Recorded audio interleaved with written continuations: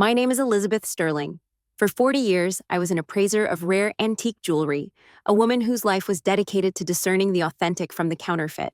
I trained my eye to see past the brilliant surface of a stone to find the microscopic flaws, the telltale inclusions that reveal its true nature. I always believed this skill was confined to my professional life. I never imagined I would have to apply it to my own family. I thought my daughter-in-law, Isabella, was a flawless diamond, a perfect, brilliant addition to our lives. It was not until a cold Tuesday afternoon, when a flicker of a flaw in her perfect facade led me to follow her into a shabby, forgotten alley, that I discovered the horrifying truth. She was not a diamond at all. She was a cheap, desperate counterfeit, and the crushing weight of her secret situation was about to cost my family everything. Before Isabella's desperation became the axis on which my world turned, my life was a quiet composition of memory and beauty. My home, a historic townhouse in a leafy, affluent suburb of Philadelphia, was my sanctuary. It was the house my late husband, Richard, and I had filled with a lifetime of carefully collected art and antiques. Every object held a story. The heavy, silver teapot on the sideboard was from our first anniversary. The worn Persian rug in the study was a souvenir from a trip to Istanbul. Since Richard's passing 2 years ago, these objects had become my quiet companions, their silent presence a constant, comforting testament to the good life we had built. My retirement had been a gentle transition. My days were a peaceful rhythm of gardening, corresponding with fellow collectors, and spending time with my only son, Thomas. Thomas was a good man, kind and gentle, with his father's warm heart, but none of his decisive, confident nature. His life had been a series of well-intentioned but ultimately failed business ventures, each one leaving him a little more discouraged, a little more adrift. He was a man who needed an anchor, and I, his mother, had always been his safe harbor. This unconditional, protective love was the bedrock of my life. I did not realize it was also my greatest vulnerability. Thomas met Isabella at an art auction. He came to my house the next day, a man transformed. The quiet melancholy that had become his default setting was gone, replaced by a vibrant, almost feverish excitement. He spoke of her as if she were a priceless discovery. She was an independent art consultant, he said, with a roster of wealthy international clients. She was brilliant, beautiful, and had a passion for the arts that matched his own. When I met her, I understood his awe. Isabella was a masterpiece of polish and charm. She was stunning, with an easy, confident grace that was utterly captivating. She arrived at our first meeting, not with a simple bouquet, but with a small, exquisite 18th century watercolor she had stumbled upon and thought would perfectly complement the collection in my living room. "Elizabeth," she said, her smile as brilliant and flawless as the diamonds she wore. "It is a true honor. Thomas speaks of you with such love. I feel I have discovered the source of all his wonderful qualities." She was perfect. She was magnificent with Thomas, her admiration and belief in him a powerful balm to his bruised ego. She seemed to see not his past failures, but his untapped potential. He blossomed in her light, standing taller, speaking with a confidence I had not seen in him in years. She did not just love my son, she seemed to be saving him. I was so grateful. The nagging feeling in the back of my mind, the appraiser's instinct that warned nothing this perfect is ever real, was a voice I chose, for my son's sake, to ignore. They married 6 months later in a chic, elegant ceremony at an art gallery. Soon after, their temporary financial troubles began. Thomas's latest venture, an online art dealership, was failing. Their stylish downtown apartment became a luxury they could no longer afford. They came to me, their faces a carefully composed portrait of humility and reluctance. "Mom," Thomas began, his voice laced with a shame that was clearly genuine. "We are in a terrible position. We have to move. I was wondering, just for a little while until we get back on our feet." Isabella, ever the strategist, framed it not as a problem, but as a perfect solution for all of us. "Elizabeth," she said, her hand on my arm, her eyes full of loving concern. "You should not be in this large house all by yourself. It is not safe. Let us come and be with you. We can help with the upkeep, the expenses. We can be a family all together." My heart, a mother's foolish, hopeful heart, swelled at the thought. My quiet, lonely house would be filled with life again. I agreed without a moment's hesitation. The encroachment was slow, methodical, and disguised as helpfulness. Isabella, with her professional expertise, began to take over. First, it was the household accounts. "You should not be burdened with this, Elizabeth," she would say, taking the bills from my desk. "Let me handle it all. It is what I do." Then it was the collection. She began a comprehensive inventory and appraisal of every piece of art and every antique in the house. "For insurance purposes," she explained. She would spend hours in the library, a magnifying glass in her hand, her movements a quiet, predatory dance of assessment. She was not just a daughter-in-law living in my home. She was a curator taking stock of her new museum. With the inventory complete, the true purpose of their presence began to reveal itself. The campaign was a brilliant, two-pronged assault. Thomas was the emotional weapon. Isabella was the logical one. "Mom," Thomas would say, his face etched with a worried frown she had no doubt engineered. "Isabella has been looking at the numbers. We are just so worried about your future. This house, these things, they are a burden. You are asset-rich but cash-poor. What if you have a medical emergency?" Then Isabella would step in, a file of spreadsheets in her hand, her voice a smooth, professional purr. "Elizabeth, your portfolio is dangerously non-liquid," she would explain, using terms designed to confuse and intimidate. "A collection of this value needs to be managed actively. We have found an incredible opportunity, a private art investment fund with a guaranteed return. It is invitation only, but my contacts can get us in. If we were to liquidate a few of the non-essential pieces, we could create an income stream that would secure your future and ours for life." It was a perfect trap. My refusal was met with a barrage of emotional blackmail and manipulative logic. "We are only doing this because we love you," Thomas would plead, his eyes full of a genuine, manipulated sorrow. "You are thinking like a collector, not an investor," Isabella would say with a patient, condescending smile. "Your emotional attachment is clouding your financial judgment." They made my love for my home, my connection to my past, feel like a selfish, irrational indulgence. They were experts at making a prudent position feel like a foolish one. The pressure was constant, a slow, grinding erosion of my own confidence.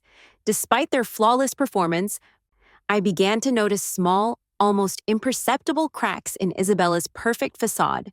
She spoke of high-powered client meetings and international art fairs, but her clothes, while stylish, were never new.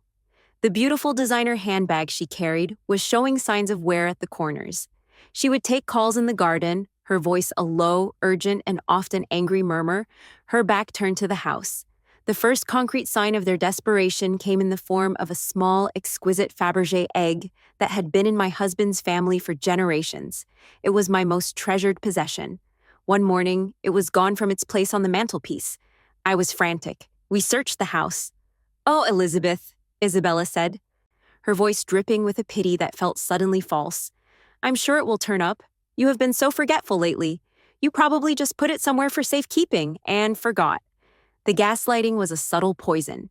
She was not just dismissing my concern. She was planting a seed of doubt about my own mind. 2 days later, a renowned local art dealer, an old colleague of mine, called me. "Elizabeth," he said, his voice hesitant, "a rather delicate question. Your daughter-in-law was in my gallery yesterday. She was trying to sell me your Fabergé egg." My blood ran cold. "What did you do?" I whispered. "I told her I could not possibly purchase it without a signed letter of provenance from you," he replied. "She became quite agitated and left. I thought you should know." She had tried to steal from me, and she had been caught. That evening, I did not confront her. I simply placed a small velvet box on the coffee table. Inside was a flawless but fake Fabergé egg I kept for insurance purposes. "Isabella, my dear," I said, my voice calm, "I have decided you are right. We should liquidate a few non-essential pieces for the investment. Let us start with this one. I am sure your contacts can get the best possible price for it." The look on her face was a fleeting, almost invisible mixture of triumph, greed, and relief. She had no idea she was holding a counterfeit, and she had no idea that I now knew, with absolute certainty, that she was one too. The game had begun. Isabella took the fake Fabergé egg with an air of grave, professional responsibility.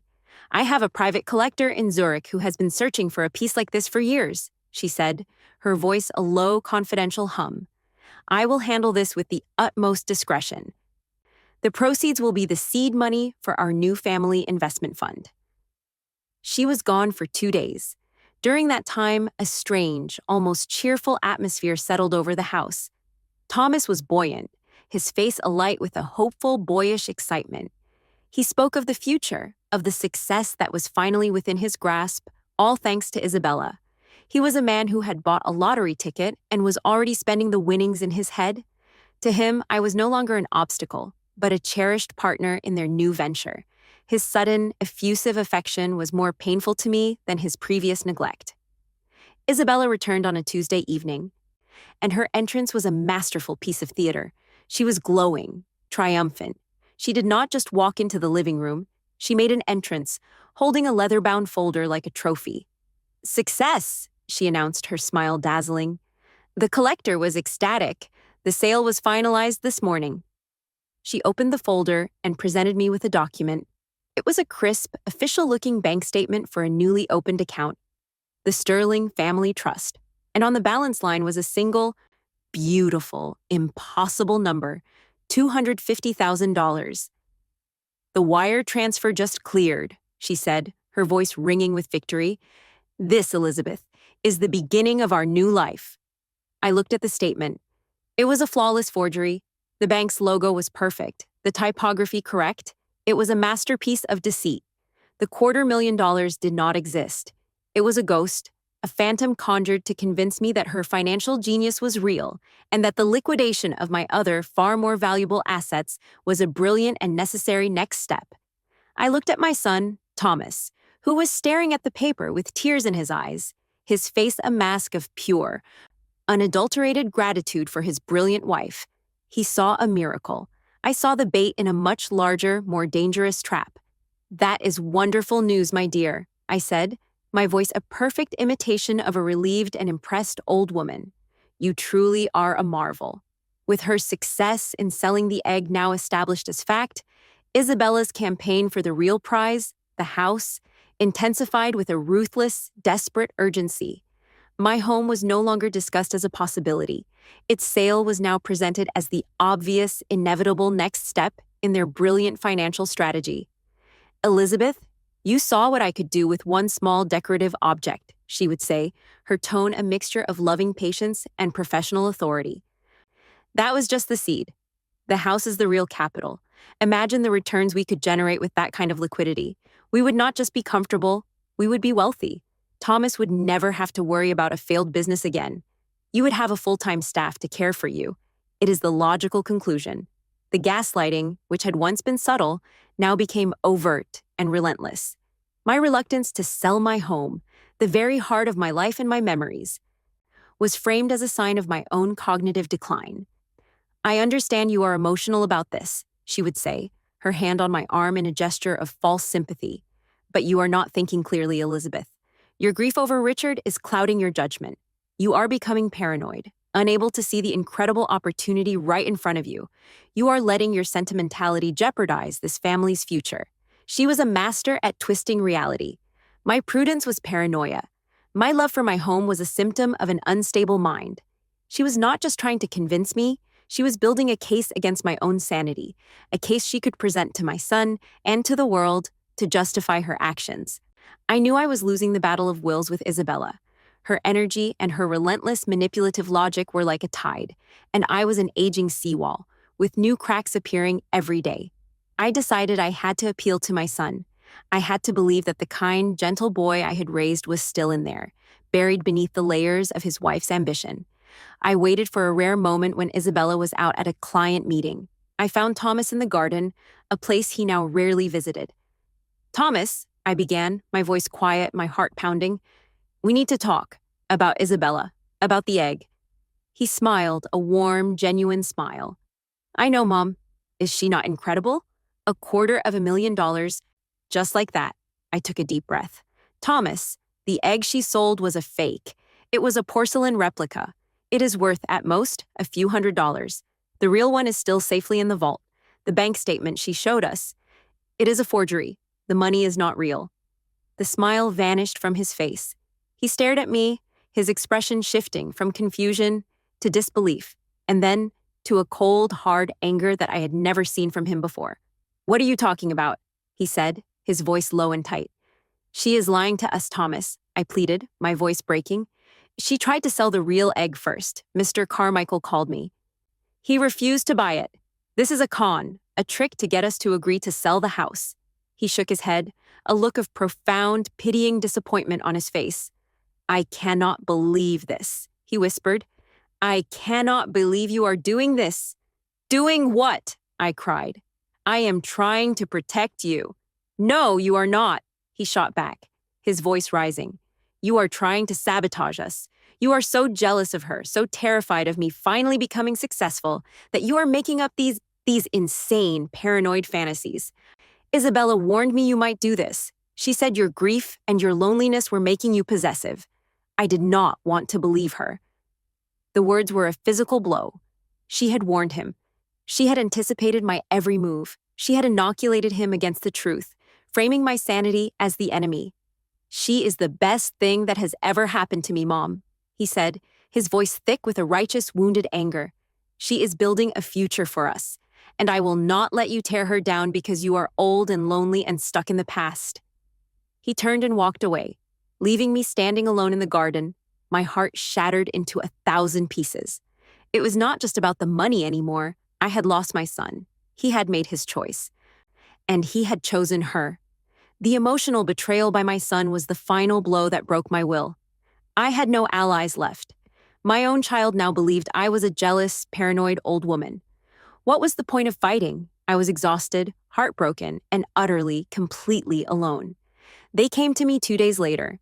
My resistance was gone. I was a hollow, empty shell. They presented me with a thick stack of documents. Thomas stood by, his face a mask of pained, resolute duty. Isabella did the talking, her voice once again full of a gentle, therapeutic calm. "Elizabeth," she began, "after your episode in the garden, Thomas and I are more worried than ever. It is clear that managing your affairs is causing you an immense amount of stress and confusion. It is time for us to step in and legally take that burden from you." The documents were a durable power of attorney and a series of papers to establish the Sterling Family Trust, which gave her and Thomas complete legal control over all my assets, including the house. It gave them the power to sell, to buy, to invest, all without my signature, all for my own good. "This will protect you, Mom," Thomas said, his voice a low, pleading murmur. "Please, do this for me. Prove that you trust me. Prove that you want us to be a family."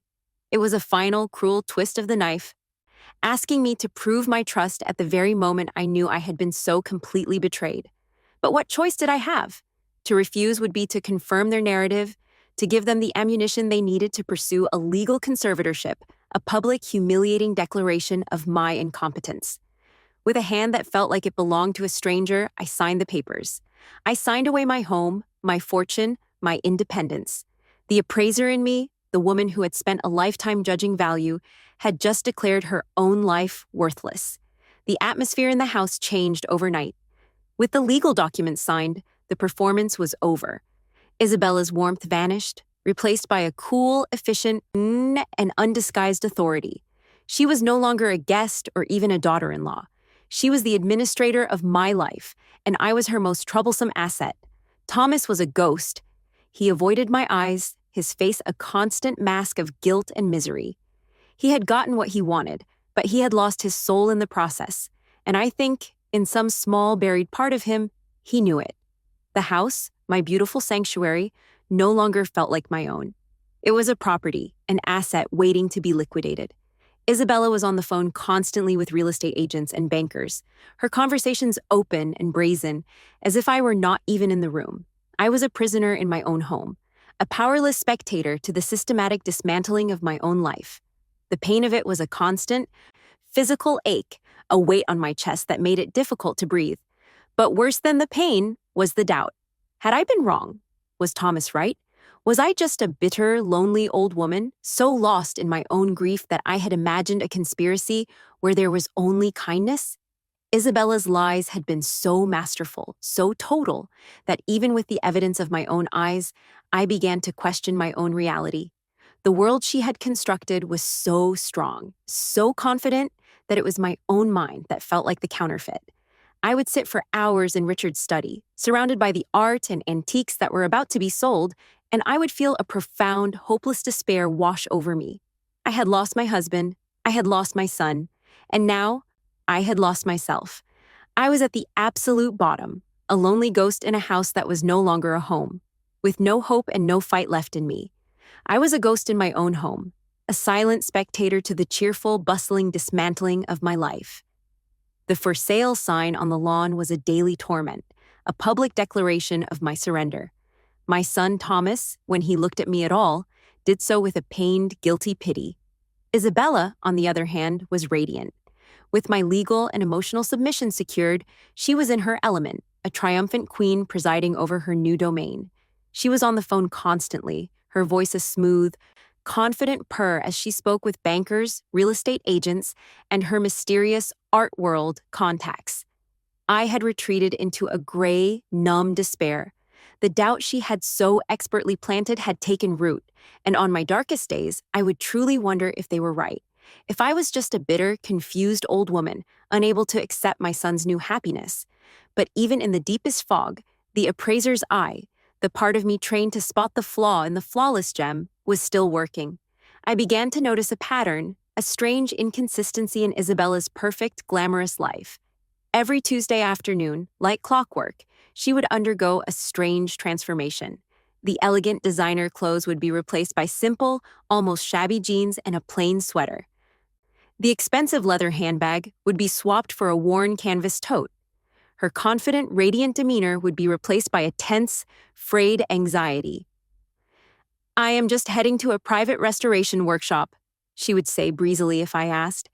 "It is a dusty, dirty business. No need for couture." It was a plausible lie, but the woman who left the house on Tuesday afternoons did not look like a successful art consultant on her way to a workshop. She looked like someone heading to a job they despised, her shoulders tight with a stress that was anything but glamorous.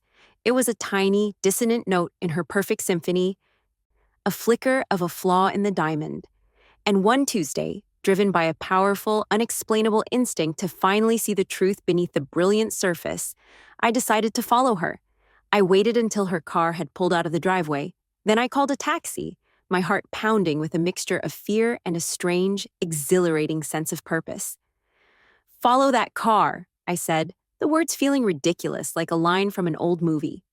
The journey did not lead to the city's museum district or the high-end galleries she supposedly frequented. It led us across town to a rundown, industrial neighborhood of brick warehouses and shuttered storefronts. Isabella's luxury sedan looked alien and out of place as she parked it on a grimy side street. I had the taxi stop a block away and paid the driver, my hands trembling. I watched as she got out of the car, her movements furtive, her head on a swivel. She pulled a scarf over her hair and walked quickly, disappearing into a narrow, graffiti-covered alley. I waited a moment, my heart hammering against my ribs, and then I followed. The alley was a grim, forgotten place, smelling of damp brick and decay. From the shadowed entrance, I peered around the corner. I saw her. She was standing in front of a heavy steel door, talking to a man. He was a large, intimidating figure with a shaved head and a cruel, flat face. This was no art restorer. He was a thug. And he was angry. I could not hear every word, but his voice was a low, menacing growl that carried down the alley. I crept closer, hiding behind an overflowing dumpster, and I could hear them clearly. "Out of time, Isabella," the man was saying. "My patience is gone. You owe me $200,000, and I want it. Now." "I will have it, Vinny." Isabella's voice was a desperate, pleading thing I had never heard before. All the smooth, confident polish was gone. This was her real voice. "I swear. The house is about to sell. The old woman, I have got her wrapped around my finger. She just signed the last of the papers. It is a multi-million-dollar property. You will have your money in a few weeks, I promise." "You better," he snarled, taking a step closer, and I saw her flinch. "Because if you do not, your pretty boy husband is going to be the first one to pay for your mistakes. And then, I am coming for you." He turned and disappeared through the steel door. Isabella stood there for a long moment, her shoulders shaking, her perfect facade completely shattered. Then she took a deep, shuddering breath, straightened her spine, and the mask of the elegant, confident art consultant slid back into place. I backed away, my mind reeling. The truth was so much uglier and more pathetic than I could have ever imagined. She was not a brilliant investor. She was a fraud, a gambler, a woman in catastrophic debt to a loan shark. My son's failed businesses were not the problem. She was the problem. The entire conspiracy, the gaslighting, the pressure, the theft of my life. It was all just a desperate, frantic scramble to pay off a gangster before he hurt her, or my son. The doubt, the confusion, the pain, it all vanished, burned away by the cold, clarifying fire of the truth. She was not a mastermind. She was a cornered, desperate animal, and she was more dangerous than I had ever dreamed. I did not go home. I stood on that grimy street corner, my world completely reoriented, and I knew I could not fight this alone. I got into another taxi. "Take me to the offices of Thorne and Associates," I said, the name coming to me from a distant memory, a name my late husband, Richard, had spoken with a deep, grudging respect. "Marcus Thorne," he had once said, "is the man you call when you need to go to war with a smiling devil." I was about to go to war with an angel. It was close enough. Marcus Thorne was a retired but still legendary litigator, a man who had built his reputation on dismantling complex fraud cases. His office was a quiet, book-lined bastion of old-world power. He listened as I told him everything, from the counterfeit egg to the scene I had just witnessed in the alley. I was no longer a confused, emotional old woman. I was an appraiser, presenting the evidence of a masterful forgery. When I was done, he was silent for a long moment. "She is not just a con artist, Elizabeth," he said, his voice a low, grim hum. "She is a walking high-risk liability. A woman in that much debt to a man like that, she is capable of anything. You and your son are in very real danger." He stood up and walked to his window, looking out over the city. "First, we fight back on the terrain we control, the law. But to do that, we need more than your testimony. We need irrefutable proof of her conspiracy, in her own words." He turned back to me, his eyes sharp and clear. "This will be difficult. You will have to go home and continue to play the part of the defeated woman. You must let her believe her plan is proceeding without a hitch. You must make her feel completely secure. Can you do that?" "I can," I said, my voice unwavering. The thought of returning to that house, of facing her and my son, was terrifying. But the thought of what she was capable of the danger my son was in, was far more so.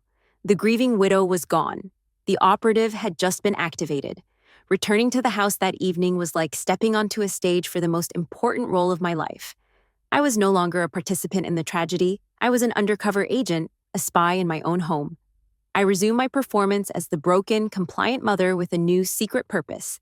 My docility, which had once been a symptom of my despair, was now my camouflage. I was quiet, cooperative, and utterly defeated. My performance was flawless, because for weeks it had been real. "How was your workshop, dear?" I asked Isabella, my voice a perfect imitation of my old, frail self. "Dusty and boring," she said with a dismissive wave, the stress of her meeting in the alley already carefully hidden behind her mask. My compliance had the desired effect. Their vigilance relaxed. They saw me as a problem that had been solved, a box that had been ticked. They began to speak more openly in front of me, their conversations about the house sale and their plans for the money filled with a careless, triumphant arrogance. They had no idea the confused old woman in the corner was a human recording device, memorizing their every word, their every lie, and waiting for the moment to strike. Marcus's team was a silent, invisible army. He immediately hired a private investigator, a former detective named Chen, to get surveillance photos of the loan shark, to identify him, and to begin a deep dive into Isabella's real financial history. The picture that began to emerge was one of failed businesses, staggering gambling debts, and a string of wealthy men left in her wake. Meanwhile, my own surveillance tools arrived, not in a package, but delivered by Marcus himself, who came to the house under the guise of an old friend of Richard's, paying a condolence call. He brought a gift basket. Inside, nestled amongst the fruit and cheese, were the tools of my new trade, a sleek, modern digital clock, a simple black phone charger. Each was a state-of-the-art recording device. Planting them was a nerve-wracking ordeal. The clock was a housewarming gift for Thomas and Isabella. "For your new life?" I said with a sad, vacant smile. They placed it on the desk in the study, the nerve center of their operations. The charger was even easier. I simply swapped it for the one in the living room, the room where they had their evening drinks and made their most private calls. My home was no longer just a stage. It was wired for sound and video. The evidence, I knew, would soon begin to pour in. My nightly ritual began. After they were asleep, I would retrieve the memory cards, my movements silent and furtive in the darkness of my own home. I would huddle in my bathroom, the door locked, and upload the day's recordings to a secure server Marcus had set up. Listening to their conversations was a journey into the dark heart of their betrayal. I heard Isabella on the phone with the loan shark, Vinny, her voice a frantic, pleading whisper, promising him the money from the house sale. "The closing is in 2 weeks, Vinny. You will get everything. Just give me more time." I heard her and Thomas arguing. He was getting cold feet, his conscience a weak, flickering candle in the storm of her ambition. "It feels wrong." "Bella," he would say, "she is my mother." And I would hear her smooth, manipulative replies. "It is the only way to save us, my love. From Vinny, from our debts. We are doing this for our future. She is an old woman. Her life is over. Ours is just beginning." The most chilling recording was one I captured from the living room. They were discussing their plans for me after the closing. "We will put her in a nice home," Thomas said, his voice full of a guilty resolve. "A nice home is expensive," Catherine replied, her voice cold and practical. "And it leaves a paper trail. A loose end?" There was a long pause. "Do you remember that story about my old client, the one who took a trip to the coast after selling her house? She had a tragic, accidental fall from one of the cliffs. It was so sad, but her estate was settled very cleanly. My blood turned to ice. They were not just planning to rob me, they were planning to kill me. I uploaded the file, my hands shaking. The closing on my house was in 2 weeks. It was not just a deadline for their financial salvation, it was the deadline for my own execution. Marcus's voice on our secure call later that night was grim. "We have them, Elizabeth," he said. "We have it all. It is time to prepare the trap." The morning of the closing was a masterpiece of deceptive tranquility. A soft, hazy sunlight filtered through the Spanish moss of the live oaks in Savannah, casting a gentle, almost sacred light on the day I was supposed to sign away my life. I dressed with the slow, deliberate care of an appraiser preparing to inspect a priceless and potentially fraudulent artifact. I chose a simple but elegant silk dress in a shade of deep blue, the color of authority and calm. My hands, when I clasped my late husband's pearls around my neck, were perfectly steady. The terrified, doubting woman was gone, replaced by a cold, clear, and focused resolve. The car ride to the downtown law office was a surreal journey into the heart of their delusion. Isabella and Thomas were giddy with a relief that was almost palpable. They believed they had done it. They had weathered the storm of their own desperation and were just an hour away from the safe, wealthy harbor they had dreamed of. Their conversation was a low, triumphant hum of future plans. "The first wire transfer will be to Vinny," Isabella murmured to Thomas, her voice a confident whisper, believing I was too lost in my own world to hear. "That will get him off our backs for good. The rest goes to the Zurich account. We will be on a plane by evening." "And Mom?" Thomas asked, his voice containing the only faint note of anxiety. "The arrangements are made," she said dismissively. "The coastal respite home is expecting her by the end of the week. Do not worry, it will all be handled." She glanced at me in the rearview mirror, her eyes full of a final, condescending pity. "Are you ready, Elizabeth?" she asked, her voice once again the warm, caring instrument of her deception. "Today is the first day of your new, worry-free life." "I am more than ready, my dear," I replied, my voice serene. They heard a victim's surrender. They had no idea they were listening to a victor's final silent declaration of war. The law office was a sleek, modern temple of commerce on the top floor of the city's tallest building. We were ushered into a grand conference room with a floor-to-ceiling glass wall that offered a breathtaking panorama of the Savannah River. It was a place designed to make one feel small and insignificant in the face of such power and capital. The closing attorney, a slick, impersonal man named Mr. Abernathy, was there, along with the 2 buyers, who were, I knew from Marcus Thorne, undercover police detectives. The entire room was under covert audio and video surveillance. The documents were a thick, intimidating stack on the polished table. I played my final role, the frail, slightly confused widow, to perfection. I would ask Mr. Abernathy to repeat his explanations, my brow furrowed in a mask of gentle befuddlement. Isabella, sitting beside me, was the picture of patient, loving guidance. She would lean over, her expensive perfume filling the air, and point to the signature lines with her manicured finger. "It is all right, Elizabeth," she would whisper soothingly. "It is just a standard clause. Thomas and I have read everything. You can trust us." Thomas sat opposite, his face a miserable portrait of guilt and relief. He could not meet my eyes. He was a man who knew, on some level, that he was committing a profound sin, but was too weak to stop it. Finally, after what felt like an eternity of this torturous theater, Mr. Abernathy slid the last, most important document across the table. It was the final deed transfer. "If you will just sign here, Mrs. Sterling," he said with a plastic smile, "the transaction will be complete and the funds will be wired." This was the moment, the culmination of their entire conspiracy. I picked up the pen, I uncapped it, I held it over the signature line, so close the nib almost kissed the paper. I saw the triumphant, greedy gleam in Isabella's eyes, and then with a slow, deliberate movement, I set the pen down. "I am afraid I cannot sign this," I said. My voice was not the frail whisper they were used to. It was clear, calm, and resonant, the voice of a woman who had spent a lifetime speaking with authority. The shift in the room's atmosphere was instantaneous. "Mom," Thomas stammered, his face flushing with panic. "What is wrong? Just sign it?" "Beatrice," Isabella said, her voice a tight, strained wire. "Do not do this. Do not be difficult. Not now." "Oh, I have no intention of being difficult," I said, turning my full attention to her. "I simply have a professional query. As an appraiser, I'm a stickler for valuations. This document states a purchase price of $2 million for my home and its contents. Is that based on the appraisal you arranged, Isabella?" She stared at me, her eyes narrowing. "Yes, of course. It was a very thorough appraisal."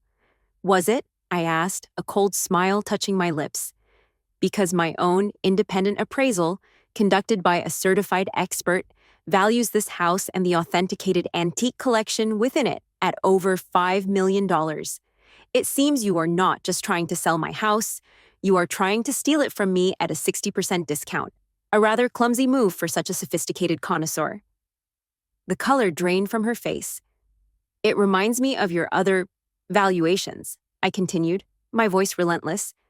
"For instance, your first husband, the wealthy investor in New York, Daniel Murphy. His assets were also valued quite creatively, were they not? Especially after his tragic and convenient boating accident. This was the past secret, the bombshell the private investigator had uncovered. She was not just a con artist, she was a black widow." "You are insane," Isabella hissed, her voice a low, venomous rasp. "You are a sick, senile old woman, and I will not sit here and listen to your fantasies." "Then perhaps you would prefer to listen to a more recent recording," I said calmly. I reached into my handbag and retrieved a small, simple digital audio player. I placed it on the polished table. "I believe this conversation took place last week. It is a fascinating discussion about my upcoming travel plans." I pressed the play button. Isabella's voice, cold and clinical, filled the dead silence of the room. "And a special trip for her after the closing. A little trip to the coast. Accidents happen." Thomas let out a choked, agonized sob, burying his face in his hands.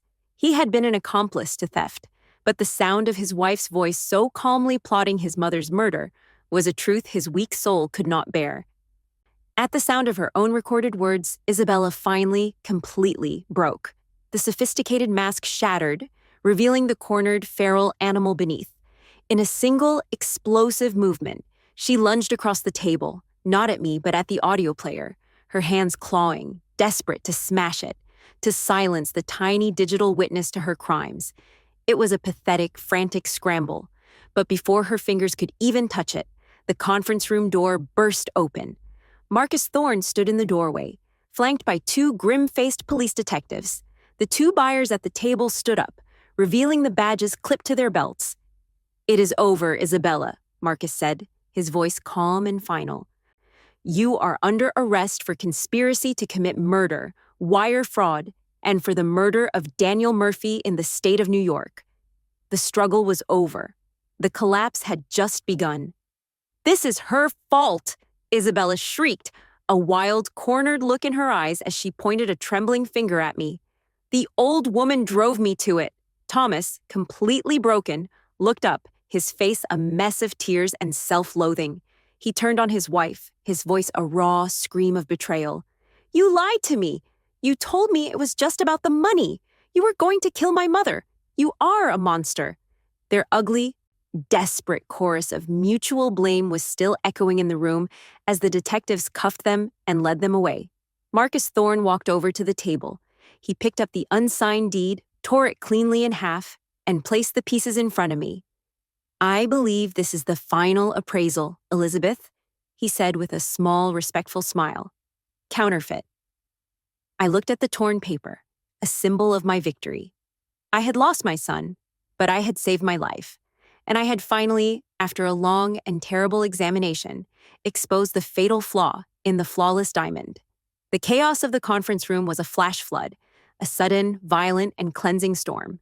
As Isabella and my son Thomas were led away in handcuffs, their final, ugly accusations against each other still echoing off the glass and steel, a profound and heavy silence descended.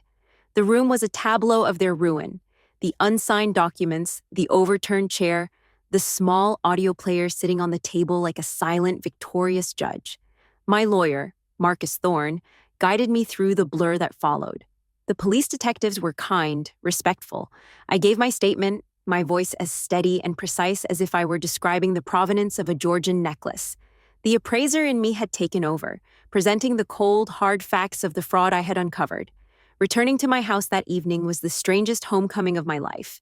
The house was no longer a property on the market, no longer a prison. It was mine again. Absolutely and completely. But the silence that greeted me was not the peaceful, comforting quiet I had once known. It was the hollow, echoing silence of a place that had been gutted of its most precious illusions. The beautiful objects Richard and I had collected seemed to watch me, silent witnesses to the ugliness that had transpired within their walls. My victory did not feel like a triumph. It felt like a profound and desolate sorrow. The story became a local sensation in Savannah, a juicy piece of gossip for the city's elite. The tale of the brilliant Black Widow art consultant, her weak-willed husband, and the quiet, resilient antique appraiser who had brought them both down was a story of high society drama that the papers devoured. I became an object of pity and a kind of local folk hero, two roles I had never asked for and did not want. I unplugged my phone, drew my curtains, and began the quiet, solitary work of reckoning with the wreckage. The legal process was a slow, grinding machine, but its conclusion was inevitable. The evidence Marcus and his team had assembled was a mountain. My secret recordings, the investigator's report on Isabella's history and the loan shark, and the damning evidence of Laura's phone from the previous story's outline, which I'll now integrate here. The private investigator in digging through Isabella's past had connected her to her previous husband's boating accident, and Laura's phone provided the final, crucial link. Correction. The previous story's plot point about the phone does not belong here. I will stick to the established facts of this story. The private investigator's report had uncovered Isabella's first husband, Daniel Murphy, and the suspicious nature of his death. That, combined with her recorded threat of my trip to the coast, was enough for the New York authorities to reopen the case. The trial was a formality. Thomas, completely broken and desperate to atone, confessed to everything, his testimony painting a pathetic, tragic picture of a man so blinded by his own failures that he had become a willing accomplice in his own mother's destruction. Isabella was convicted on all counts: conspiracy to commit murder, grand larceny, and multiple counts of felony fraud. The state of New York successfully extradited her for the murder of her first husband. She was a monster, and the law finally treated her as one. She received a life sentence without the possibility of parole. Thomas's fate was more complicated. His full confession and his clear role as a manipulated, albeit willing partner earned him a degree of leniency. He was convicted of conspiracy to commit fraud and financial elder abuse. He was sentenced to 5 years in a minimum security prison. Justice, in its cold and impartial way, had been served. My relationship with my son was the great unresolved wound. For the first 2 years of his sentence, I could not bring myself to visit him. We communicated only through letters. His first letters were a torrent of self-pity and blame, the familiar refrains of a man who had never learned to take responsibility for his own life. I did not reply. Then, the tone began to change. The silence from my end and the harsh reality of prison life seemed to be forcing him into a kind of painful, long-overdue self-appraisal. His letters became less about his own suffering and more about his own choices. He wrote of his shame, of his weakness, of the moment in the garden when I had tried to tell him the truth and he had chosen his wife's lie over his own mother's love. The first time I finally visited him, he was a different man. The soft, boyish charm was gone, replaced by a quiet, haunted humility. "Mom," he said, his voice quiet across the visitor's table, "there is nothing I can say to fix what I did. I do not expect you to forgive me. I just need to understand. Why did you keep loving me, even when I was like that?" I looked at my son, the man who had betrayed me so completely, and I finally had the answer. "Because you were my son, Thomas," I said, my voice clear and steady. "And a mother's love is a powerful and sometimes a foolishly unconditional thing. I appraised you as a priceless original, when in fact, you had allowed yourself to become a cheap counterfeit. The son I loved would never have done what you did." I leaned forward. "The only person who can forgive you is yourself. You must spend the rest of your time here and the rest of your life becoming an authentic man, not a copy of what a woman like Isabella wanted you to be. That is the only path back." It was not forgiveness, but it was a map. In the years that followed, I began the slow, quiet work of appraising my own life. I chose to stay in my house, to reclaim it from the ghosts of the betrayal. I redecorated, not with a frantic energy, but with a slow, deliberate joy, surrounding myself only with the objects that I truly loved, the ones whose stories were honest and good. I found a new purpose for my old skills. I began to volunteer my time as a consultant for a legal aid society that Marcus Thorne sponsored. I would help them appraise assets in contested estate cases, particularly for victims of elder financial abuse. I used my appraiser's eye, my ability to spot the flaw, the forgery, the counterfeit, to help others who had been targeted by predators like Isabella. My work was no longer about determining the monetary value of an object. It was about restoring a measure of justice to a life. I also began to collect again, but not the grand, impressive pieces of my past. I found a new passion for the intricate, hand-woven textiles of the ethnic minorities of the Vietnamese Central Highlands, a discovery from a trip I took to Southeast Asia. I was captivated by their beauty, their authenticity, and the generations of honest, human stories woven into every thread. They were the opposite of everything Isabella had represented. Today is September 30th. It is the anniversary of the day Isabella came home with the forged bank statement for the fake Fabergé egg, the day the counterfeit nature of her entire existence became undeniable to me. I am sitting in my study, the late afternoon sun slanting through the windows. The house is quiet and at peace. Thomas was released from prison last year. He works a humble job as a carpenter's apprentice, a man finding satisfaction, for the first time, in building something real with his own 2 hands. He is rebuilding his life, slowly and honestly. He comes for dinner every Sunday. Our relationship is a quiet, careful thing, a delicate piece of porcelain that was shattered and has been painstakingly glued back together. It is not what it once was. The cracks will always be there, but it is, for the first time, authentic. I often think about my life's work, about the art of the appraisal. I spent so long training my eye to see the truth in inanimate objects, to distinguish the real from the fake. I have learned that the same principles apply to people. The most valuable things in this life, love, trust, integrity, are like the rarest of gems. They are defined not by their brilliant, polished surface, but by their internal character, by the flaws and inclusions that tell their true story. Isabella was a flawless, dazzling, and utterly worthless piece of glass. My son's love had been deeply flawed, but it is now, in its brokenness, being remade into something genuine. I had to learn, in the most painful way imaginable to turn my appraiser's eye not just on my collection, but on my own heart. And in doing so, I finally learned to distinguish the priceless, genuine articles from the dazzling, dangerous, and ultimately worthless counterfeits.